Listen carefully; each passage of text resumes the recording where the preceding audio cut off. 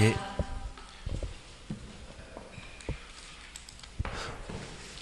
이번 시간에는 130회부터 해 나가도록 하겠습니다.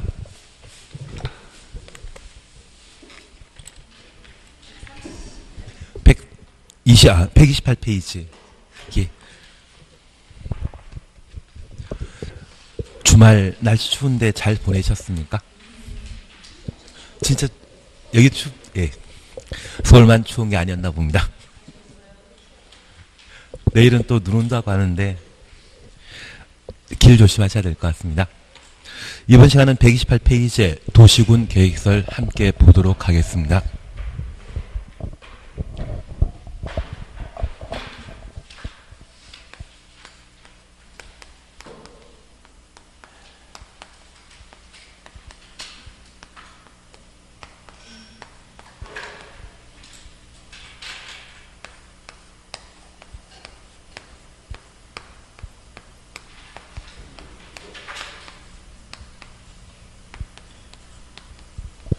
지금 함께 보시는 게 국토의 계획 및 이용에 관한 법률을 함께 공부하고 있습니다. 매년 시험 보면 중개사 시험에서는 과락이 가장 많이 나오는 게 공법입니다.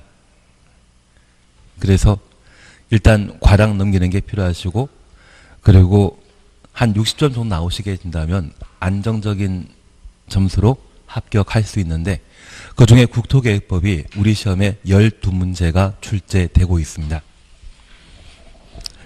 그리고 이 국토계획법에서는 토지계획과 관련된 내용들을 다루고 있는데, 우리가 함께 공부하시면서 국가계획이란 말을 함께 들어본 적 있습니다. 그 국가계획을 국토종합계획이라 표현하게 됩니다. 저 국토종합계획을 수립하게 되면 이를 집행할 필요가 있습니다. 지금 우리가 살고 있는 시대는 중앙 집권제가 아니라 지방 분권제입니다. 그래서 이 집행은 대한민국 전 국토를 대상으로 하는 것이 아니라 도시와 군 단위로 집행하도록 되어 있습니다. 그래서 이 도시와 군을 우리는 특별시, 광역시, 세종시에 해당되는 특별자치시, 특별자치도, 그리고 시군을 도시군이라 표현하게 됩니다. 가까운 대전광역시에는 대전 서구나 중구가 있는데 그 대전 서구가 도시는 아니죠. 대전시 자체가 도시이지 대전 서구가 도시가 될 수 없습니다. 현재 행정청은 중앙행정기관장인 국토교통부 장관과 지방자치단체로서 광역지방자치단체인 시도, 기초지방자치단체인 시, 군, 구로 구분되어 있는데, 구는 도시를 대표하는 곳이 아니기 때문에 국토계획법에서는 등장하지 않습니다. 그리고 충청남도의 경우에도 11개 정도의 시군으로 구성되어 있는데 충청남도 자체가 하나의 도시는 못 됩니다.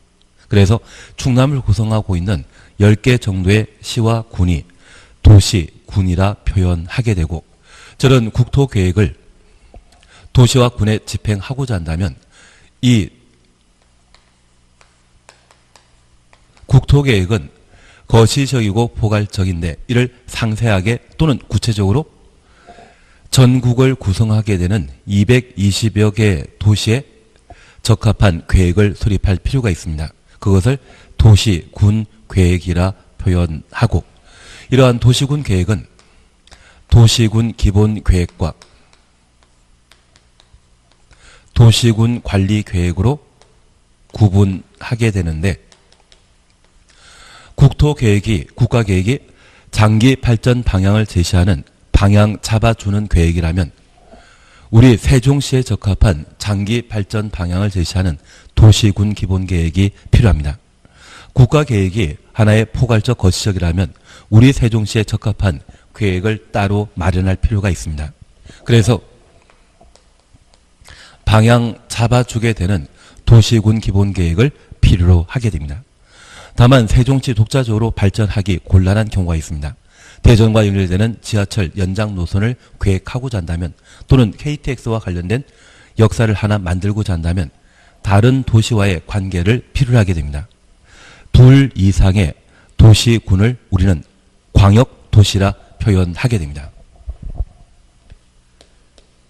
만약 세종시만 돌아다니는 버스가 있다면 시내 버스라 표현하게 되지만 둘 이상의 시군에 걸쳐 운행하는 버스가 있다면 그것은 광역버스가 되게 됩니다.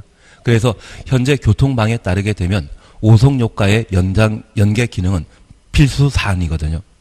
그 오송이 지금 중북 청주에 속한 장소라고 하면 그곳을 운행하는 교통망을 우리는 광역버스란 말로 대신해야 할 겁니다. 그래서 이 광역도시란 말은 둘 이상의 특광시군을 의미하는 개념으로 생각하시고 그곳의 장기 발전 방향을 제시하는 계획을 광역도시계획이라 표현하게 됩니다. 지난 한 주 동안 지난주 수업 나갔던 거 들어는 보셨습니까? 예, 그러시면 진짜 공부 잘하시는 겁니다. 그리고 그게 누적되시게 된다고 하면 나중에 시험 보실 때도 그게 바탕이 되기 때문에 뭐든지 문제를 해결하실 수 있을 겁니다. 그래서 이 광역도시계획과 도시군 기본계획이 각각 방향 잡아주는 계획이고 저 방향이 국가계획에 부합하는지 확인할 필요가 있습니다. 그래서 이 두 개 계획에 대해서는 수립하게 되면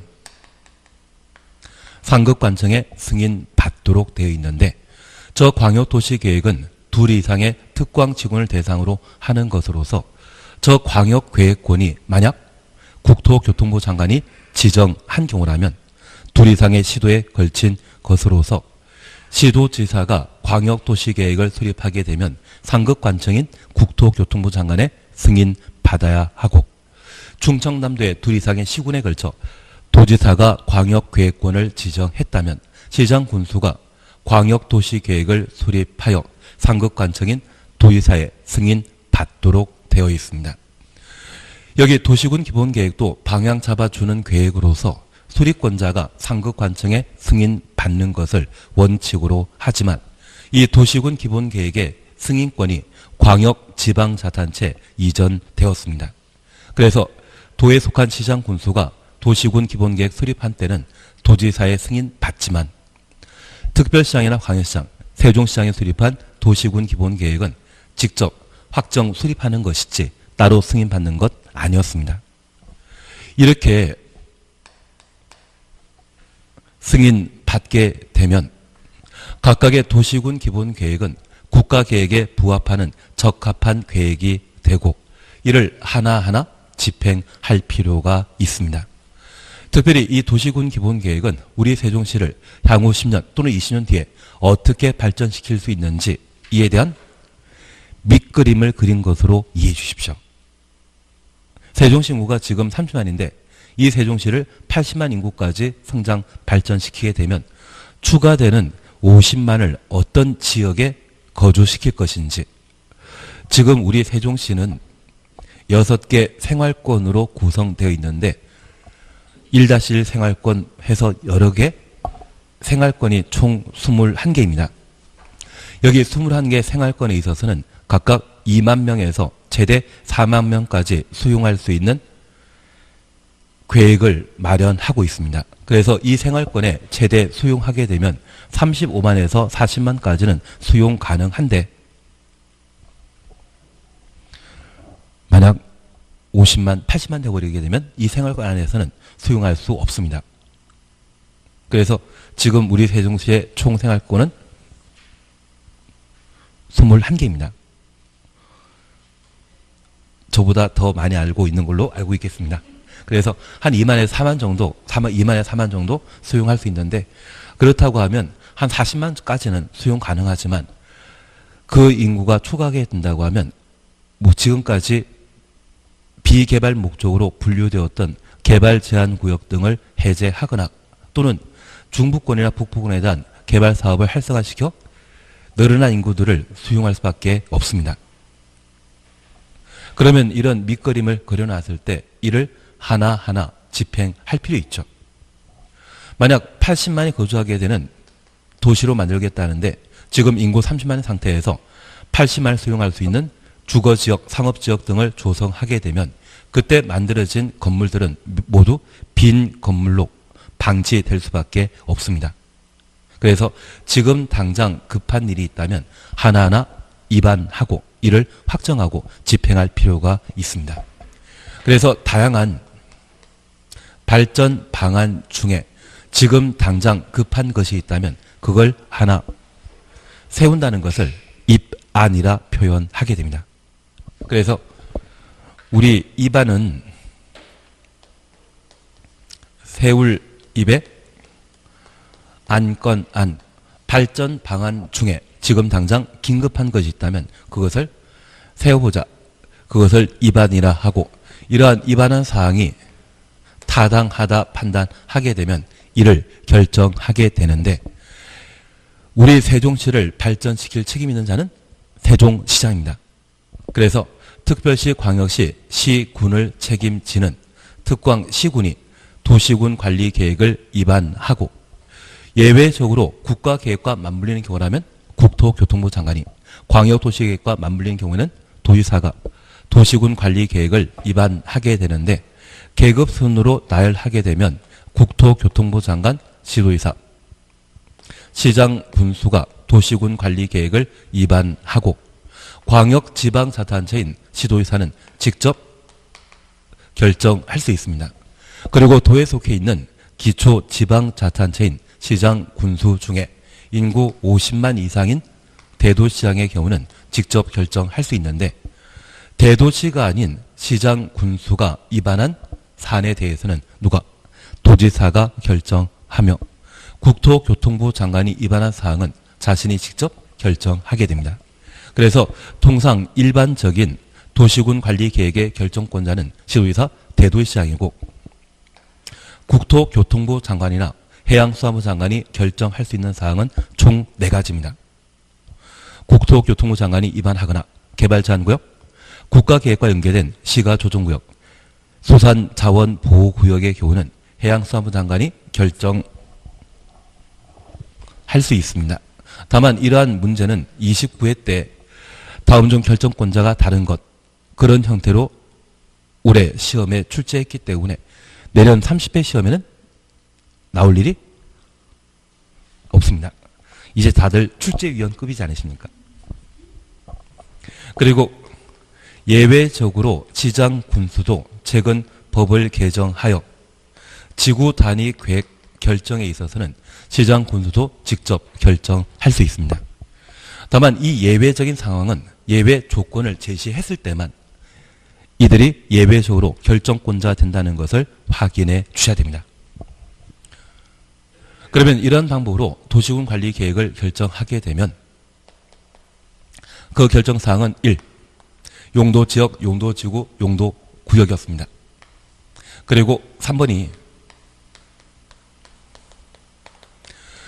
기반설의 설치, 정비, 개량에 관한 계획을 도시군 관리 계획으로 결정할 수 있고 그리고 4번이 도시 개발 사업에 관한 계획 그리고 정비 사업에 관한 계획을 도시군 관리 계획으로 결정할 수 있으며 5번이 지구 단위 계획구역 지정 변경과 지구 단위 계획 수립, 도시군 관리 계획으로 결정할 수 있고 6. 올해 출제된 사항으로 입지 규제 최소 구역과 그 계획을 도시군 관리 계획으로 결정할 수 있습니다. 그러면 이 기반설의 설치, 정비의 개량은 오늘 집을 나오셔서 학원 올 때 이용하셨던 도로, 주차장, 전기, 수도 등의 시설이 있다면 그 일체의 것들을 기반시설이라 표현하게 됩니다. 저 기반설을 도시군 관리 계획으로 결정하게 되면 얘를 도시군 계획 시설이라 표현하게 됩니다. 그러면 이 기반설은 우리가 세종시에 거주하기 위해 병원이라는 것을 필요로 하는데 저 병원 기반시설입니다. 특히 종합병원이라면 대표적인 기반설인데 저 기반설을 시에서 만들게 되면 시립병원이 되고 나라에서 만들게 되면 국립병원이 되게 됩니다. 이번에 충남대 대학병원 만들었지 않습니까? 그것 나라에서 만드는 것입니까? 충남대를 나라라 생각하는 건 좀 무리입니다. 그래서 만약 그런 기반시설이라고 하면 그때는 세종시장에게 허가받아 만들게 되는 것이고요. 만약 나라에서 만들게 된다면 도시군 관리계획으로 결정하고 이를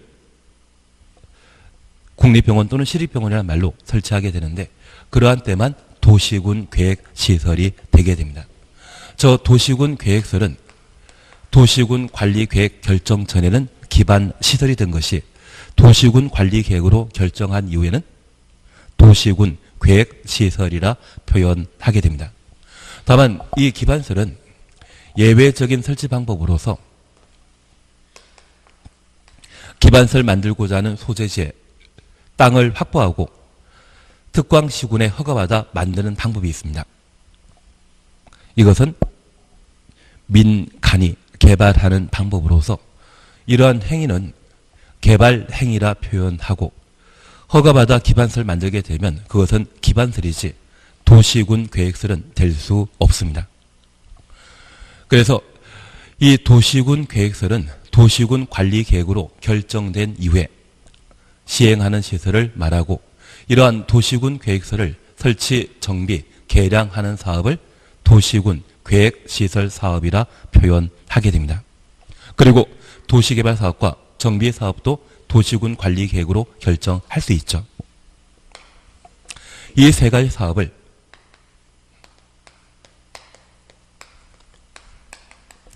도시군 계획 사업이라 표현하게 됩니다.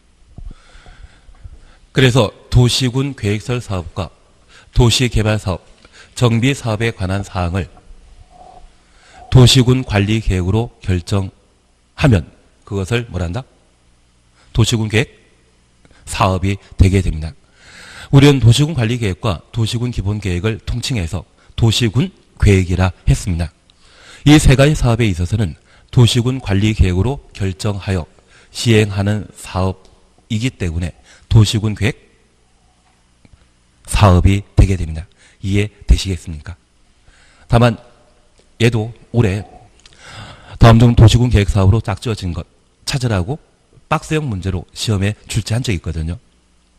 그래서 올해 다시 시험에 내게 된다고 하면 저 도시군 계획설 사업과 관련된 개념 물어보는 것이 아마 시험 형태가 되게 될 겁니다. 그러면 다시 정리하실 것이 있습니다. 도시군 계획 사업에 해당되는 도시군 계획설 사업과 도시개발 사업, 정비 사업은 공공복리를 증진하기 위한 공익 사업입니다. 규모는 크다 작다. 규모 큰 사업으로 파악해 주십시오. 그런데 이 도시군 계획 사업으로 시행하는 방법이 있지만 만약 사익을 추구하고자 한다면 이 기반설의 설치, 특광시군에 허가받아 할 수 있죠. 도시개발 사업, 특광시군에 허가받아 할 수 있습니다.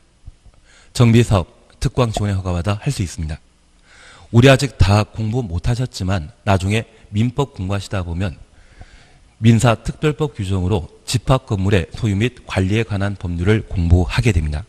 우리의 학원 같은 건물을 집합건물이라 표현하게 되는데 이 학원이 20년 정도 지나게 되면 집합건물법에 따라 재건축 사업을 실시할 수 있습니다.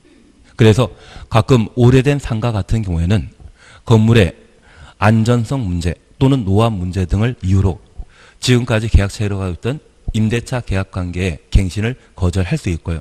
그 임차인 모두 내보낸 상태에서 리모델하거나 또는 재건축 사업이라는 것을 할 수 있는데 우리가 알고 있는 재건축 사업은 정비 사업은 재개발 사업과 재건축 사업 등을 정비 사업이라 표현하고 있지만 우리 학원 같은 건물에 대한 재건축 사업은 규모 큰 사업이다, 작은 사업이다. 작은 사업입니다. 그리고 그런 재건축하게 된다고 하면 그것은 공익을 위한 것입니까? 사익을 위한 것입니까? 사익을 위한 것입니다. 그래서 기반설의 설치나 도시개발 사업이나 정비 사업을 개인이 할 수 있습니다. 개인이 하는 때는 도시군 관리 계획의 결정 필요 없습니다. 그래서 도시군 관리 계획 결정 없이도 이 세 가지 사업을 실시할 수 있다는 것 기억하시고 그런 사업이라면 도시군 계획 사업 아니죠. 우리 지금 인구가 30만 정도인데 이 인구가 40만으로 늘어나게 된다고 하면 우리 세종시에는 주택이 충분하다, 부족해진다. 부족해지게 됩니다. 그러면 내가 한 2,000평이나 3,000평의 땅을 구입해서 그곳에 길 내고 한 100평씩 쪼개가지고 사람들이 살 수 있는 타운하우스나 또는 상가 만드는 사업 할 수 있거든요. 그리고 만약 그런 일을 한 번씩 하시게 된다고 하면 짭짤하십니다. 그리고 만약 내가 한 500세대에서 1000세대 아파트를 직접 시행할 수 있는 여건 되시게 된다고 하면 그때는 아마 자손 3대 정도는 먹고 사실 텐데. 그래서 다들 땅땅 하시는 이야기가 땅땅하는 이유가 다른 거 없습니다. 그 땅을 그냥 땅으로만 거래하는 것이 아니라 소규모 도시개발 사업 형태로 도로 만들고 택지 조성한 상태에서 뭔가 만들어서 분양하시게 된다면 남는 게 꽤 되시거든요. 만약 우리 하시면 한 100억이 필요하시겠습니까? 1000억이 필요하시겠습니까? 그것까지는 아니죠. 아파트 하나 만들고 팔면 그게 한 1억 정도가 남거든요. 뭐 다 떼어주고 하더라도 그걸 한 100세 정도만 할 수 있다고 하면 꽤 남거든요. 감흥이 안 가는 상황이었습니다. 예, 그래서 나중에 단순히 부동산 중개 그런 쪽보다는 아마 토지 쪽을 좀 관심에서 해주시고 내가 직접 종합건설을 만들든지 아니면 잘 알고 있는 사람이 종합건설업체를 운영하게 되면 그 사람에게 공사 맡기는 게 충분히 가능하시거든요. 그래서 인구가 늘어나는 도시라고 하면 그런 쪽을 한번 생각하시는 게 좀 더 도움이 되지 않나 싶습니다. 사실 땅을 한다는 자체가 많은 부담이 생기지만 단순히 부동산 중개에서 매매나 또는 임대에 대한 중개 수수료만 바라보시기보다는 내가 좀 경험이 쌓이시고 자신감 생기신다고 하면 그런 파트도 한번 찾아보시는 게 필요하지 않나 싶습니다. 저는 말만 하고 있고 전 동과는 전혀 친하지 않더라고요. 예, 그러면 이제 우리가 다시 한번 봐줄 것이 현재 도시군 계획 사업은 몇 개이다? 도시군 계획설 사업과 도시개발 사업, 정비 사업입니다. 하나 질문 던질 게 있습니다. 여기 도시군 계획 사업은 국토의 계획 및 이용에 관한 법률에 도시군 관리 계획으로 결정하여 시행하는 사업이다. 국토계획법에서 결정해서 시행하는 사업이 도시군 계획 사업입니다. 그리고 앞으로 우리가 공부를 해나가게 되면 도시개발 사업과 관련되어서는 도시개발법이라는 개별법에서 사업 시행 절차를 정해 놓고 있습니다. 그리고 재개발, 재건축 사업이라 불리는 정비 사업은 도시 및 주거환경 정비법에서 정비 사업 절차를 다루고 있습니다. 우리 국토계획법에서는 이 세 가지 도시군 계획 사업 중에 그 시행 절차를 공부하게 되는 것은 도시군 계획설 사업만 국토계획법에서 공부하고 도시개발 사업 절차와 정비 사업 절차는 다른 법률에서 공부하게 됩니다. 이해되시겠습니까? 그래서 우리 시험 보면은 도시개발법과 도시 및 주거환경 정비법이 있습니다. 이제 다시 하나 질문 있습니다. 틀린 질문입니다. 도시군 계획 사업의 시행 절차는 국토의 계획 및 이용에 관한 법률에 정하는 바에 따른다. 틀립니다. 도시군 계획설 사업에 대해서만 국토계획법에서 정하고 개발 사업과 정비 사업에 관한 절차는 다른 법률에서 정해 놓고 있습니다. 그래서 시험에 도시군 계획 사업의 시행 여부에 대해서는 시행한다 안 한다 그 여부에 대해서는 국토계획법에 따른다. 맞습니다. 국토계획법에 정해놓고 있는 도시군 관리계획으로 이 세 가지 사업에 대한 시행 여부를 결정하는 것이고요. 그 사업 시행 절차에 대해서는 도시군 계획설 사업은 국토계획법에서 정해놓고 있지만 도시개발 사업과 정비 사업에 관한 절차는 개별법에서 다른 법률에서 정해놓고 있습니다. 그래서 올해는 도시군 계획 사업 종류에 대해서만 단순히 물어봤지만 이 세 가지 사업 모두 도시군 관리 계획 결정 있는 때만 할 수 있죠. 이해되신 겁니다. 지금 도시군 관리 계획을 결정할 수 있는 것은 총 몇 개이다? 6개입니다. 1번부터 6번까지. 그 중에 이 세 가지 사업은 도시군 계획 사업에 해당되는 것으로 이 세 가지 사업 모두 도시군 관리 계획으로 결정해야만 할 수 있죠. 절차는 도시군 계획설 사업에 대해서만 국토계획법에서 정해 놓고 있다. 그렇게 파악해 주셔야 됩니다. 이해하신 걸로 알고 있겠습니다.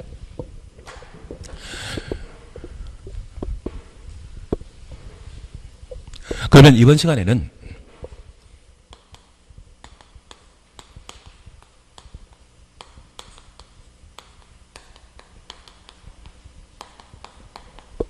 도시군 계획설 사업에 관한 사항으로 첫 번째 개념에 관한 사항들을 함께 보셨습니다. 기반설의 설치 정비 계량을 도시군 관리 계획으로 결정하게 되면 그것을 도시군 계획 시설이라 하고 그 도시군 계획설을 설치 정비 계량하는 것을 도시군 계획설 사업이라 표현하게 됩니다. 그래서 오늘 집을 출발해서 학원 올 때 이용했던 도로, 주차장, 광장, 공원 등이 있다면 모두 뭐다? 기반 시설입니다. 저 기반설의 설치 정비 계량을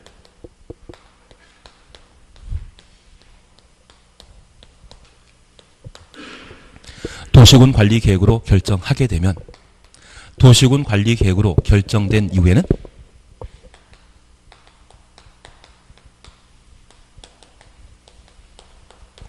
도시군 계획설이라는 것 이해해 주셔야 됩니다.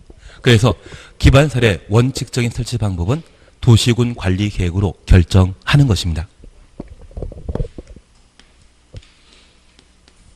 저 기반설의 설치 정비 계량을 예외적으로 설치할 수 있죠. 예외적으로 설치하는 방법은 특광시원에게 허가받아 설치하는 것으로 허가받아 도로 등을 설치하게 된다면 그것은 기반시설을 설치한 것이지 도시군 계획설 설치하는 것 아닙니다. 그러면 이러한 기반설은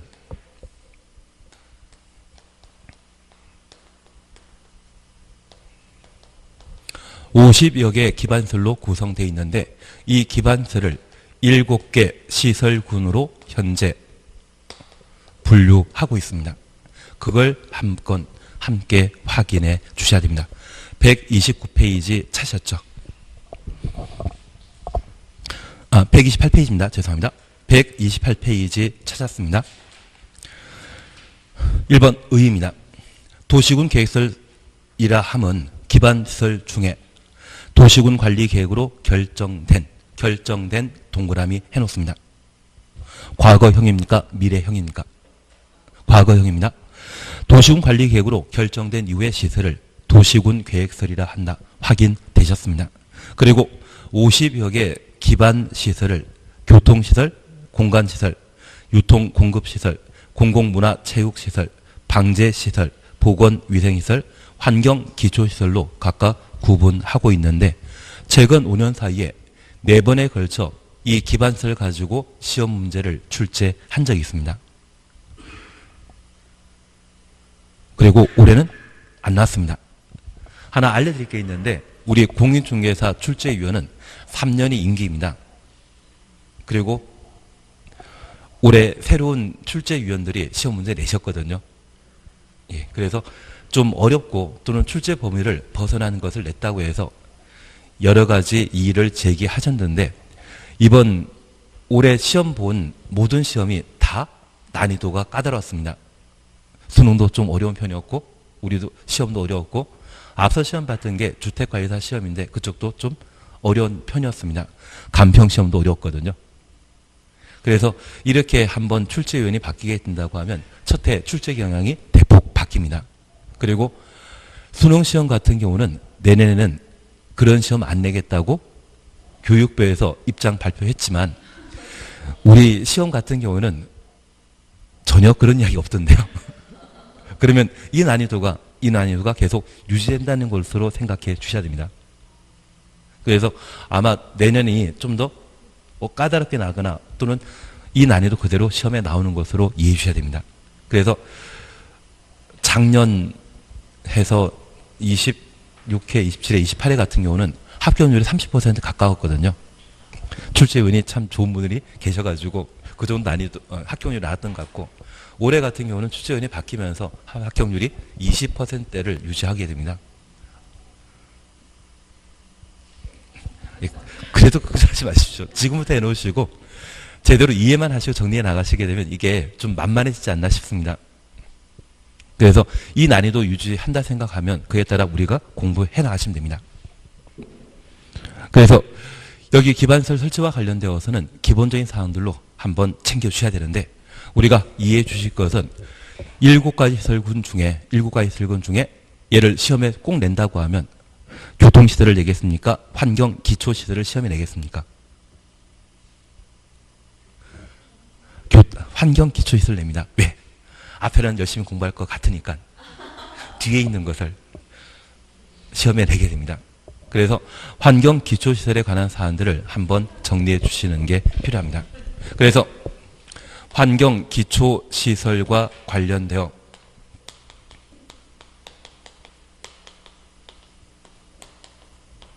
하수 폐폐란 말과 올해 신설된 사항으로 하수 폐폐 제-B라고 6가지 환경기초시설을 공부해 주셔야 됩니다. 그래서 하수도, 수질 오염 방지시설, 폐차장, 폐기물 처리시설, 그리고 재활용시설, 그리고 빗물 저장 및 이용시설 6가지를 기억해 주시는데, 시험 볼 때까지 항상 하수 폐폐일 겁니다. 하수 폐폐 제비, 하수 폐폐 제비라고 해 주시면서 시험 볼 때까지 얘를 꼭 한번 정리해 놓습니다. 대신 제가 하나 교재 보십니다. 환경기초시설을 보면 하수도와 폐기물 처리시설 찾으셨죠? 재활용시설, 빗물 저장 및 이용시설, 그리고 수질 오염 방지시설, 폐차장 6개 보셨는데, 앞 글자 조합해서 하수 폐폐 제피라 정리해 주시고 시험 볼 때까지 계속 반복해 나가십니다.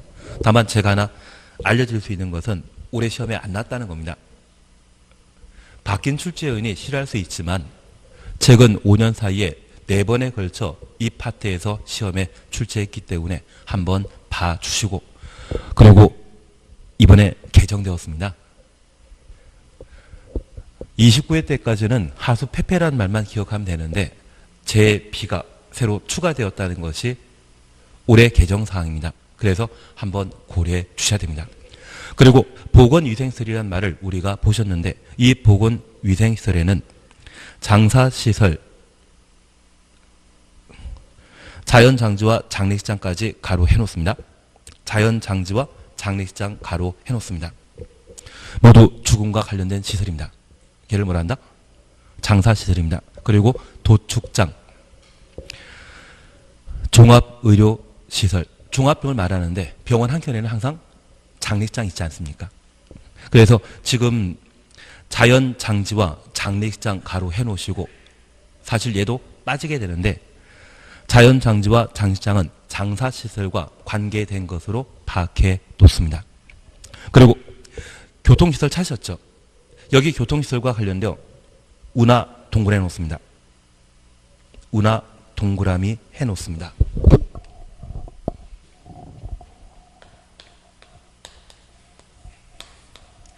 운하란 말 보게 되면 항상 누가 생각나지 않으십니까?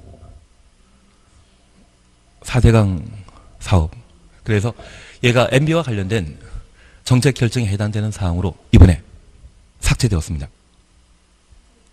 예. 그래서 이번 정권에는 운하 만들 일이 있다 없다? 없습니다. 그래서 저 운하에 관한 사항들이 이번에 삭제되었습니다. 시대가 바뀌지 않았습니까? 그리고 자동차 및 건설 기계 금사 시설은 계속 남아 있는데, 자동차 및 건설 기계 운전 학원 줄쳐놓으시고 삭제라고 해놓습니다.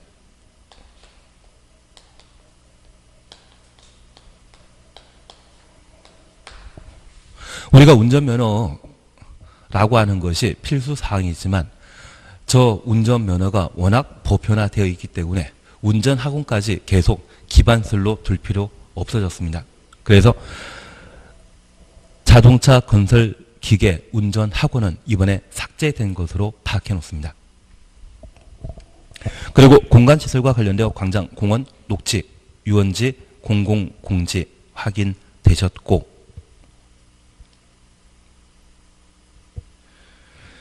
그리고 유통, 공급시설, 그리고 공공문화체육시설이 있는데 여기 공공문화체육시설에 학교부터 다양한 시설이 있습니다. 이쪽은 우리 교재가 미리 만들어지면서 반영해놨는데 이번에 법이 개정되며 운동장이라는 게 종전 있었거든요. 저 운동장을 삭제하게 되었습니다. 그래서 우리는 올림픽 한번 치러봤습니다. 아시안게임 치러봤고요. 그리고 월드컵도 치렀고 평창올림픽 개최하면서 동계올림픽도 치러 본 적이 있습니다. 앞으로 우리 이번 정권에는 국제운동경기 유치할 필요 없다 생각해서 운동장에 관한 개념을 삭제하게 되었습니다. 그리고 그 돈이 있다고 하면 복지정책 예산에 편성하리라 생각되고 있습니다. 운동장 지금 있다 없다? 없습니다. 그래서 보통 시험에 내게 된다고 하면 종전사항과 개정된 내용이 있을 때 그 개정된 내용들을 시험에 반영하는 경우가 있습니다. 그래서 지금 개정되어 삭제된 사안으로 운하, 운전학원, 그리고 운동장 이 세 가지에 대해서는 현재 기반설 범위에 포함되지 않는다. 그렇게 파악해 주셔야 됩니다.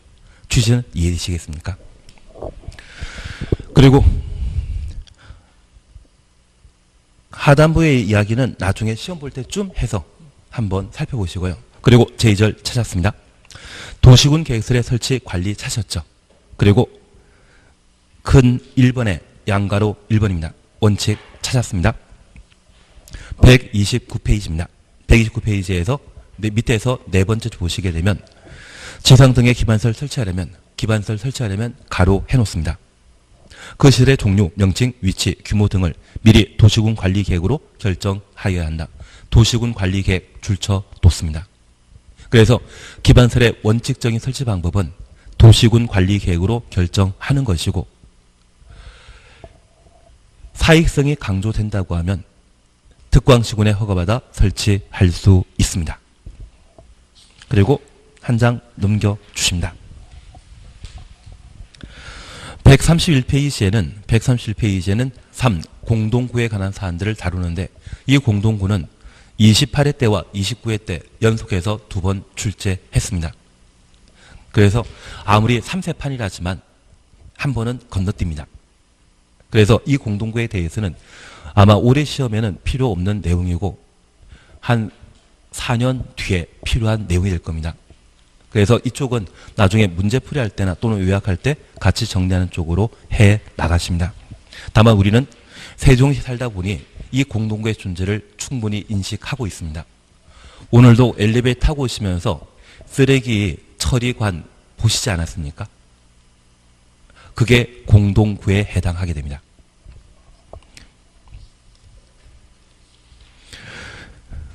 그리고 135페이지에는 4. 광역시설의 설치 관리란 말을 보실 수 있는데 이 광역시설은 그냥 건너뛰십니다. 우리 1회 시험이 1985년도에 1회 시험을 치른 적 있습니다. 저 1회 시험 때 6만 6천 명 정도가 시험에 합격하신 적이 있거든요. 1985년도에 뭐 하셨습니까? 안 태어나신 분도 계시죠?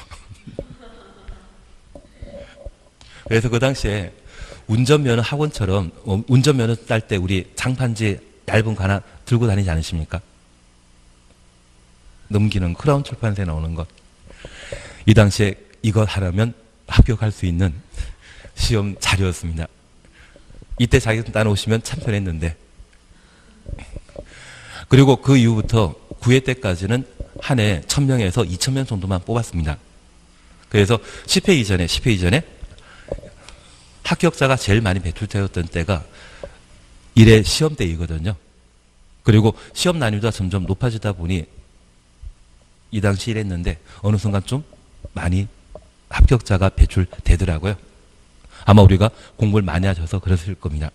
공부를 많이 하다 보니 이제 민법들 시험 문제 낼 때 법 조문에 관한 내용만 내는 것이 아니라 판례까지 집어넣고 막 그럽니다. 공법도 판례 들어가면 과락 필수입니다. 대신 판례 안 나올 때 빨리 붙는 게 좀 마음 편하지 않나 싶습니다. 그러면 제가 이 말씀 드리는 이유는 1회 시험부터 28회까지 27회 때까지 한 번 출제되지 않았던 것이 광역시설입니다. 그리고 28회 때 딱 한 번 시험에 나온 적 있거든요. 10년에 한 번 나오면 공부할 만한데 난생 처음 한 번 나오는 거 가지고 미리 공부할 필요는 없다. 그래서 28회 시험 때 출제되었기 때문에 29회 시험에 당연히 안 나올 거예요. 앞으로 30회 시험 때도 안 나올 겁니다. 제 생각에는 앞으로 한 20년, 30년 뒤에 나올 게 광역시설이 아닌가 싶습니다. 다만 이 광역시설 개념에 대해서는 어느 정도 이해하고 있습니다. 둘 이상의 특별시, 광역시, 시군에 설치되어 있거나 사용하는 시설이 있다면 그것을 광역시설이라 한다. 광역이라는 개념만 이해하시면 되지 그거 가지고 열심히 공부할 필요는 없는 것 같습니다. 그리고 137페이지에 6 도시군 계획설 사업 시행 차시였죠. 얘를 함께 보십니다. 그래서 우리는 첫 번째 도시군 계획설 사업과 관련된 개념 함께 보시면서 기반설의 설치 정비 계량을 도시군 관리 계획으로 결정하고 나면 걔가 무엇이다? 도시군 계획시설이 되는 겁니다. 이것을 설치 정비 계량하는 사업을 도시군 계획설 사업이라 한다. 그래서 이 기반설인 때는 개인이 만들 수 있죠. 개인이 만들 수 있는 것입니다. 반면 도시군 관리 계획으로 결정되고 나면 이는 공익사업에 해당되는 것으로서 국가가 설치하는 것이 원칙이 되게 됩니다. 그리고 기반서의 종류와 관련되어서는 총 50개가 존재하는데 환경 기초시설은 항상 하수 폐폐 재비입니다. 하수도 소질 오염 방지시설, 폐차장, 폐기물 처리시설, 재활용시설, 빗물 이용 및 저장시설. 그래서 총 6가지가 환경 기초시설에 해당된다는 것 기억해 주시고 보건위생시설과 관련되어서는 죽음과 관련된 시설이 보건위생시설에 해당한다. 그래서 우리 주변에 종합병원이나 도축장 그리고 장사시설이라는 말 보게 되면 얘는 보건위생시설입니다. 문화 빠진다는 것 기억하시고 운동장 빠졌습니다. 운전면허학원 빠져 있습니다. 그래서 그 세 가지에 대해서는 최근 개정하여 기반설 범위에서 배제했다. 그렇게 확인해 놓습니다. 잠깐 예를 봐놓습니다.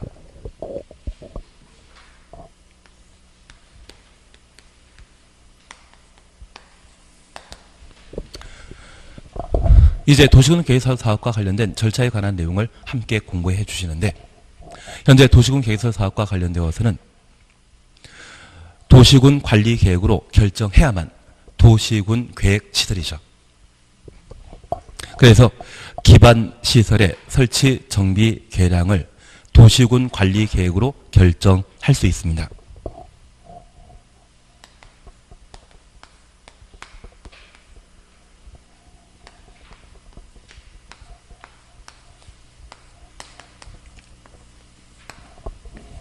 그러면 우리 세종시에 당면한 문제가 우리 세종시가 한 20만 정도 도시라고 하면 지금 국제 공모전을 통해 도시개발 설계를 확보해 놓은 게 우리 세종시입니다. 그래서 우리 세종시 같은 경우는 한 인구 20만 정도라고 하면 미국 기준하면 워싱턴 시티 정도를 생각했던 것 같습니다. 그래서 순환 도로망과 충분한 공원망 확보하는 것이 우리 세종시의 발전 목표였는데 인구가 늘어나다 보니 이 순환 교통망 가지고는 부족하거든요. 그래서 남북을 교차하는 교통망과 동서를 교차하는 교통망을 확보하는 것이 당면 과제입니다. 그래서 대전시와의 연계 기능을 확보할 목적으로 지하철 연장 노선을 계획할 수 있거든요. 그걸 어디에 설치하는 것이 좋은지, 정부종합청사 관통하는 게 좋은지, 아니면 말씀하셨던 이 생활권, 도심지를 관통하는 게 합리적인지. 지금 제가 알고 있기는 세종청사 지나가는 걸로 계획하고 있거든요.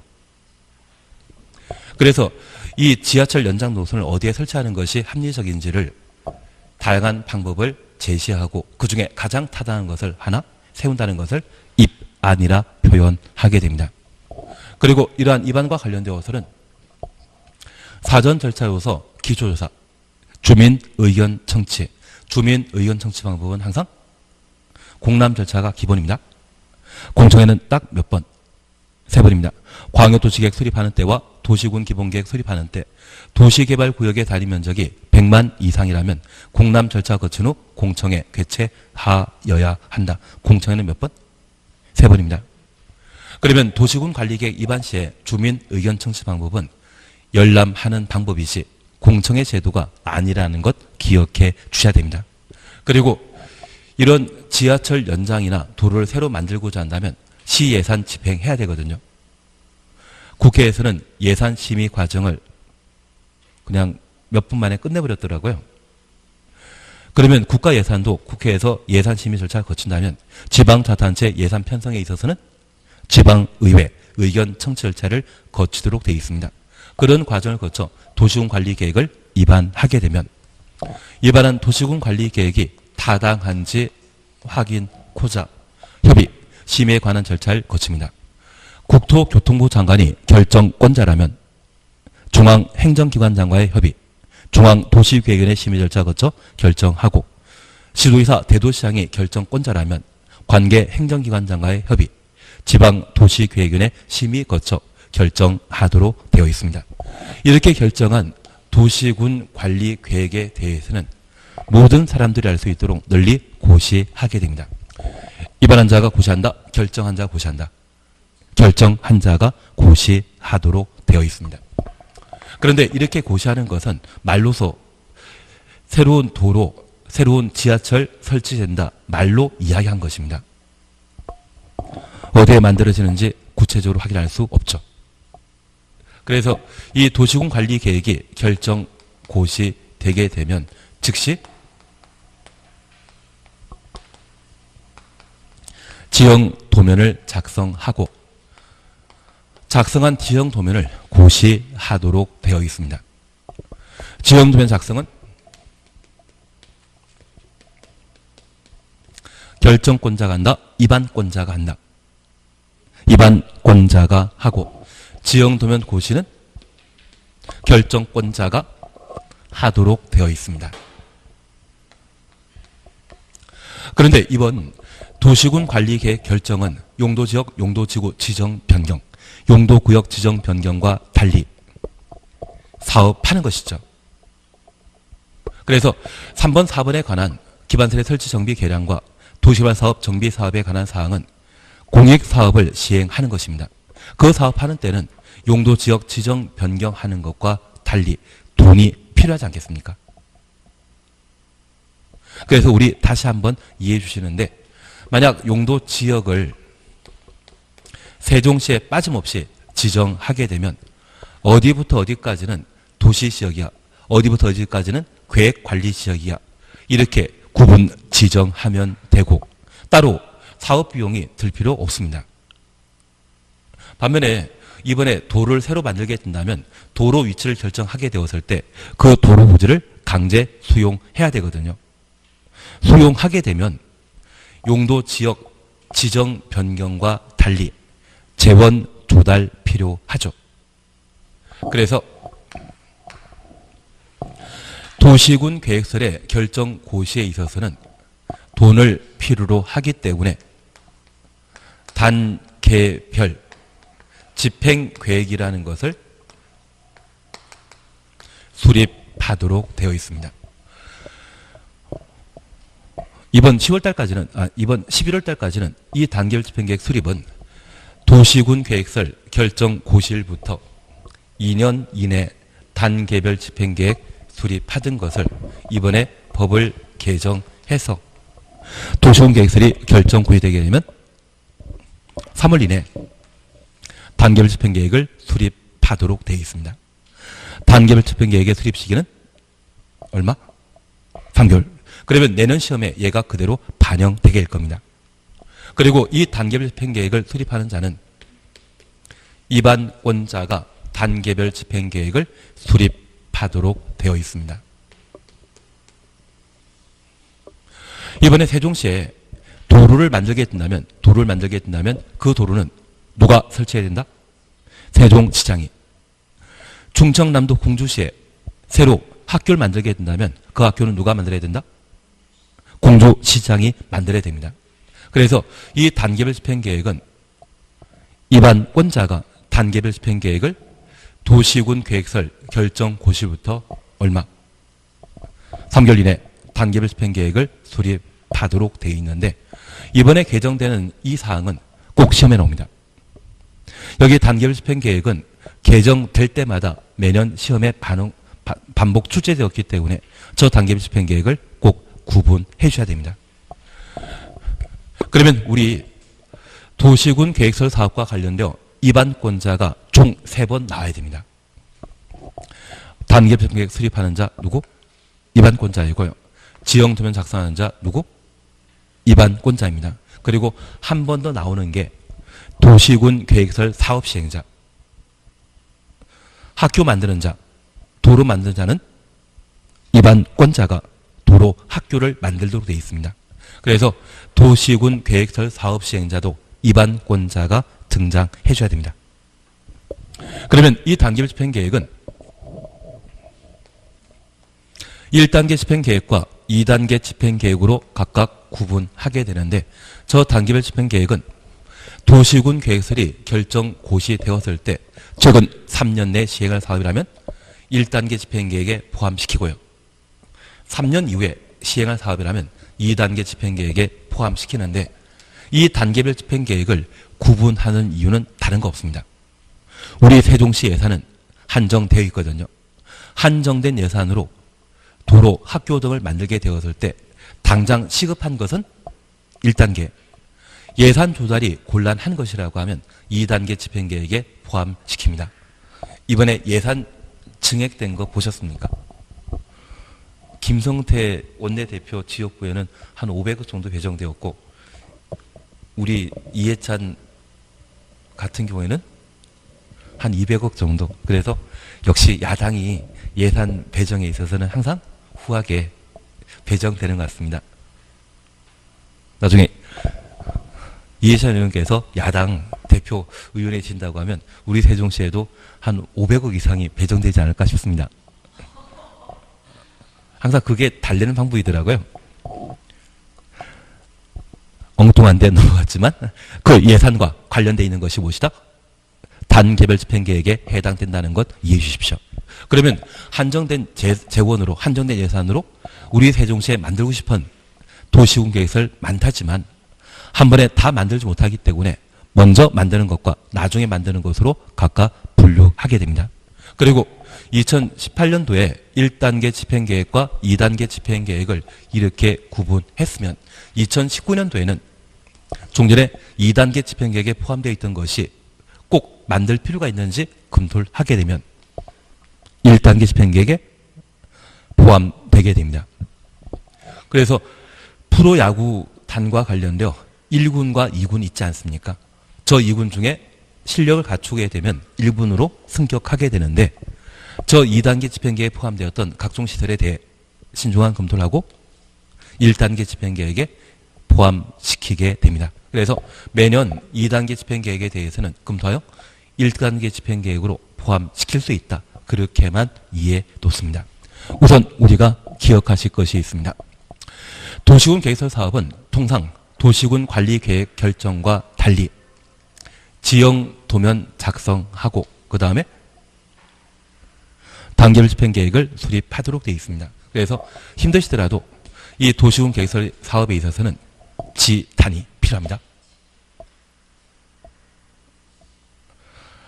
정 안 되신다고 하면 프랑스에 지단이라고 하는 축구 선수 있었거든요. 만약 용도지역, 용도지구, 용도구역의 지정 변경에 있어서는 지형도면 작성만 필요하지만 도시군 계획서 사업에 있어서는 지단 필요합니다. 특히 지형도면은 즉시 단기 집행 계획은 3월 이내. 그러면 이러한 도시군 관리 계획 절차를 진행하게 되면 여기까지를 1단계라고 합니다. 그리고 우리는 2단계, 3단계 절차에 관한 사항을 정리해 주시면 됩니다. 잠깐 쉬었다 하십니다. 쉴 때 되신 것 같은데요.